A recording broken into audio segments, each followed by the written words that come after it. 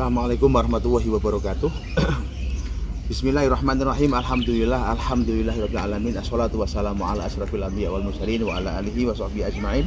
La haula wala quwata illa billahil aliyil azim. Amma ba'd. Ikhwani rahimakumullah, pada kesempatan sore hari ini kita bersama-sama bersyukur kepada Allah Subhanahu wa taala atas segala nikmat yang Allah Subhanahu wa taala berikan kepada kita semuanya. Terkhusus adalah nikmat iman wal Islam ya Habib. Shalawatu wa salamuhu, semoga terlimpahkan ke pangkuan junjungan Nabi besar Muhammad sallallahu alaihi wasallam yang selalu kita harapkan syafaatnya, khususnya syafaat fi yaumil qiyamah. Amin Allahumma amin. Ikhwani rahimakumullah, pada sore hari ini kita tidak sendirian. Tentunya kita bersama dengan Habibana Al-Habib Mustafa Al-Mukhdar yang jauh dari kota Bogor. Beliau sudi dan menyempatkan waktunya untuk hadir di majelis podcast, sudah namanya podcast untuk sekedar berbincang-bincang walau sebentar, mudah-mudahan ada manfaatnya terkait dengan kita yang berada di tempat wisata seperti ini Habib.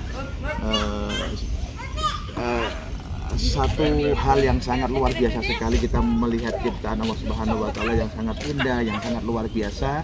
Keindahan alam yang sangat luar biasa sekali ini adalah merupakan ciptaan oleh Allah Subhanahu wa taala. Allah ciptakan semata-mata hanya untuk manusia khususnya itu ya. Untuk manusia khususnya. Terkait dengan keindahan ciptaan Allah Subhanahu wa taala, bagaimana cara menyikapi, dan ketika kita melihat pemandangan ciptaan Allah Subhanahu wa taala yang sangat indah itu, terkala kita mendengar satu ayat yang mengatakan wa in ta'uddu ni'matallahi la tuhsuha. Andai kata kalian itu menghitung nikmat dari Allah Subhanahu wa taala, nikmatallah la tuhsuha, kalian tidak akan pernah bisa menghitung. Monggo secara tauhid atau secara apa penjenengan ceritakan dan penjenengan jelaskan biar para pemirsa yang ada di luar sana ataupun yang ada di tempat ini bisa sedikit memahami. Fadhol kahbahnya diunjuk Habib. Ya, sebenarnya kalau alam-alam ini kan kita udah mengetahui. Di sana pernah Zat, jadi Nabi Muhammad SAW itu bangun dari tidur itu keringetan. Nah ini istri beliau bertanya, dan Aisyah pada saat itu bertanya, Rasulullah, kenapa panjenengan kok bangun tidur nih? Iya. Keringetan tahu bahasa Jawanya? Ya keringetan lah. Iya keringetan. Ya, keluar keringetan. Kata Nabi Muhammad SAW, aku baru diwahyukan, diilhamkan satu ayat, turun kepada satu ayat. Ini ayat ini kata Nabi SAW, wailun liman lam yatafakkar. Ini celaka bagi orang muslim baca ayat ini enggak tafakur, enggak tadabbur, enggak memahami maknanya. Apa katanya? Ayatnya disebut inna fi khalqis samawati wal ardh wa ikhtilafil laili wan nahar la ayatin liulil albab. Gitu. Jadi kata dalam ayat ini menjelaskan bahwasanya di bumi, di langit ini banyak hal-hal yang harus dipikirkan, harus ditadaburi di dalam ayat tersebut. Karena kalau tadabur itu diangan-angan ya, diangan-angan. Iya. Karena ini menentukan hierarki derajat manusia. Jadi kalau manusia yang pandangannya itu udah jauh, dia tuh melihat air ini lain dari orang awam biasa. Soalnya dia tahu ini setiap benda di bumi ini bertasbih kepada Allah Subhanahu wa taala. Jadi makanya para ulama tasawuf itu mengatakan alam ini namanya Al-Qur'anu Yamshi, Quran yang berjalan. Jadi para orang alim, para orang sufi itu kalau melihat alam, mereka ini melihat wis subhanallah. Karena kenapa? Mereka tahu mereka ini sedang bertasbih semua. Gitu. Maka sebagian ulama itu banyak yang dicetuskan dia ini orangnya sesat. Kayak ada dulu Syekh Siti Jenar. Dia itu melihat sesuatu, melihat Allah. Kenapa dia begitu? Karena dia melihat, oh ini ciptaan Allah, ini ciptaan. Sampai dia melihat diri dia ada Allah. Gitu. Makanya dia diomongin makanya sesat. Gitu Ibn Arabi, Al-Hallaj. Ini para ulama yang sudah sangat tenggelam dalam bertafakur dalam apa yang ada di langit dan di bumi. Jadi kita harus mentadaburi hal-hal tersebut. Oh gitu, Bib. Ngapunten, Bib. Yang dimaksud yusabbihu lahu ma fis samawati wal ardh itu yang bertasbih, menyebut, mensucikan nama Allah, bertasbih dan segala macam itu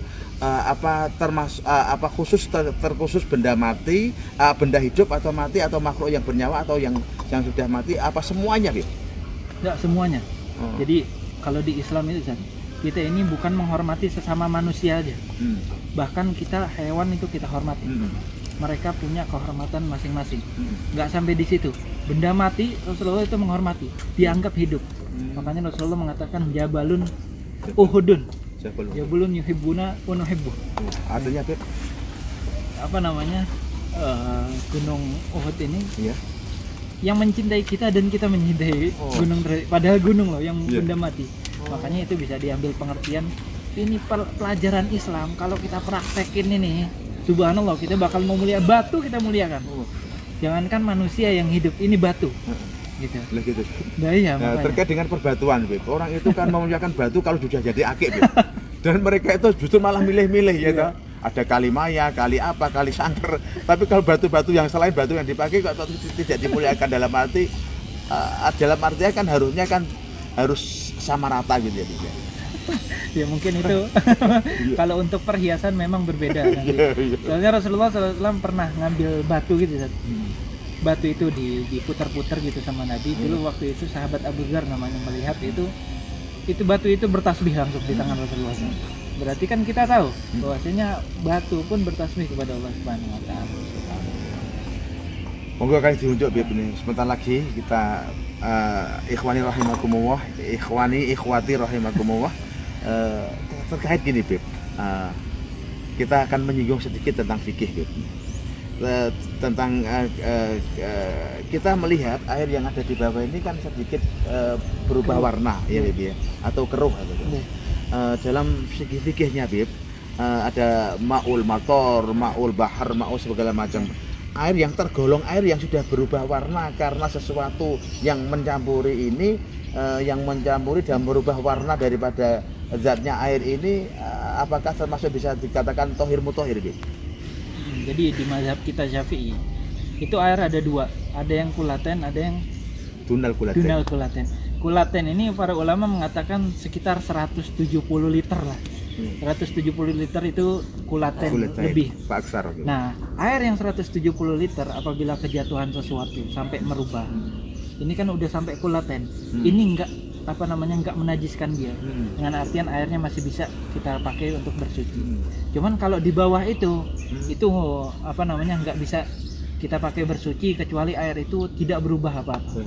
Jadi kalau air ini udah ribuan liter wis. Ya, jadi ya kalau air gini berubah, ini kan sungai ya. Iya, betul. Sungai ini nggak apa-apa berubah kayak apa juga nggak apa-apa. Ya, ini kan gini Beb. Terkait dengan perubahan ini kan yang menjadikan air ini berubah warna kan karena dedaunan yang jatuh.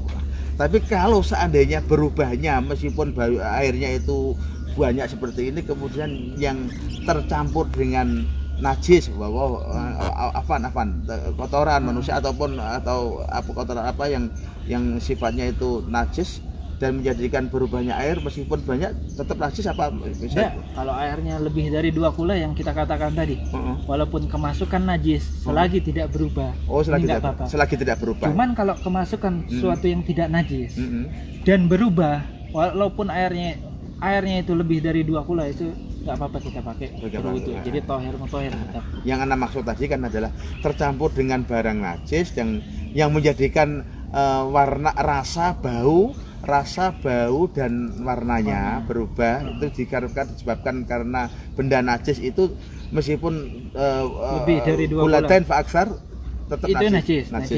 Cuman kayaknya kalau air segini itu walaupun kemasukan najis nggak bakal bisa merubah doang. Kecuali memang ini limbah limbah betul sekali sama. Alhamdulillah sedikit yang kita rembuk pada sore hari ini, kita bahas pada sore hari ini, mudah-mudahan ada manfaatnya Habib. Satu lagi Habib, ini terkait dengan bagaimana bukan fenomena alam ya, bagaimana di zaman akhir sekarang ini kita banyak teman-teman atau banyak tetangga atau masyarakat banyak itu nyuwun sewu, banyak yang kurang begitu mempedulikan tentang sholat 5 waktu Habib. Nyuwun sewu, mohon Habib kasih pengertian dan penjelasan bagaimana afat, bagaimana azab tentang orang yang meninggalkan sholat dan bagaimana pahalanya orang yang menjalankan sholat 5 waktu. secara singkat monggo Habib. Ya, sholat itu kalau kita tahu kan, sholat itu tiang agama. Orang yang nggak menjalankan sholat, tiangnya aja udah dihancurin, gimana gentengnya. Iya. Itu pertama. Yang kedua, di sana ada ayat fakhalafa min ba'dihim khalfun adaa'u sholata wattaba'u syahwat fasawfa yulqawna ghayya. Pokoknya dikatakan, ini hadisnya mengatakan bahwasanya tatkala Nabi Muhammad SAW mendapatkan ayat ini, Nabi tidak keluar 3 hari saat. Nabi nangis, apakah benar nanti bakal datang suatu zaman umatku ini sering meninggalkan sholat? Nangis sampai nggak percaya. Akhirnya kata ditanya Ghoya ini apa artinya? Ghoya ini satu lembah di neraka sana, yang saking panasnya neraka yang lain itu sampai minta pertolongan sama Allah, jangan sampai kena neraka yang ini, saking panasnya. Itu neraka Ghoya itu dikhususkan bagi orang-orang yang malas sholat. Gitu. Mungkin itu 2 aja udah cukup kayaknya. Yang pahala Habib? Yang pahala jelas orang yang mandi yang mandi setiap hari 5 kali, kira-kira gimana set bersihnya? Oh, bersih. Masya Allah, Secara bersih, total bersih. ganteng, Iya. wah cantik. Kadang-kadang seperti itu Habib. Ya. Juga ada yang tetap rajin sholat ya, alhamdulillah ada. Yang meninggalkan ya ada juga. Tapi ketika yang sudah menjalankan sholat 5 waktu ini kadang-kadang masih dirusak dengan amalan-amalan yang tidak diridhoi Allah Subhanahu wa taala. Contohnya yang maraknya yang namanya kita sebut antara warteg dan wartok tadi, Beb. Ini kan kalau orang sholat 5 waktunya kemudian sholatnya rajin tapi masih aktif dalam perjudian seperti itu, nun sewu walafu, Beb. Anda itu pernah mendengar apa hadis sahih apa tidak sahih? Ini menyebutkan seperti ini, inna fi jahannama wadiyan yuqalu lahu jubbul hajan a'adahum wa a'adallahu ta'ala liman tasaddaqa mimmanil haram. Apakah itu hadis apa tidak? Itu kan sangat berbahaya sekali. Kalau untuk hadisnya nggak tahu nanti derajat hadisnya itu sahih atau hasan. Cuman kalau segi makna memang kayaknya benar, maksudnya banyak orang-orang yang sholat di sana cuman kok masih maksiat. Nah ini masalahnya satu, sholatnya itu yang tidak benar. Oh gitu. Kalau orang sholatnya benar-benar sesuai agama, inna sholata tanha 'anil fahsya wal munkar. Secara otomatis jadi. Secara otomatis orang sholatnya khusyuk, benar sesuai agama, ini bakal jadi orang baik, wes. Jadi yang dilihat sholatnya. Alhamdulillah, insyaallah. Alhamdulillah para ikhwani rahimakumullah, pada sore hari ini dengan kehadiran beliau mudah-mudahan kita dapat ilmu. Beliau Habib Mustafa Mukhdar yang mana dia ngaji atau sekolahnya sedikit jauh, ada di Yaman di Al-Ahqaf itu jauh ya, tentunya kenasapannya dan kenasapan ilmunya tasalsul sampai Rasulullah SAW, nasab beliau sampai Rasulullah, nasab keilmuannya juga sampai Rasulullah SAW. Mari kita bertasbih untuk membaca tasbih agar tasbih kita didengar dan diterima oleh Allah Subhanahu wa taala. Subhanallah walhamdulillah wala ilaha illallah Allahu akbar wala haula wala quwwata illa billahil aliyyil azim. Dari saya Abdul Manan Al-Fakir dan beliau dari Al-Habib Mustafa Al-Mukhdar. Kurang lebihnya mohon maaf yang sebesar-besarnya. Ila liqa ma'assalamah. Assalamualaikum warahmatullahi wabarakatuh.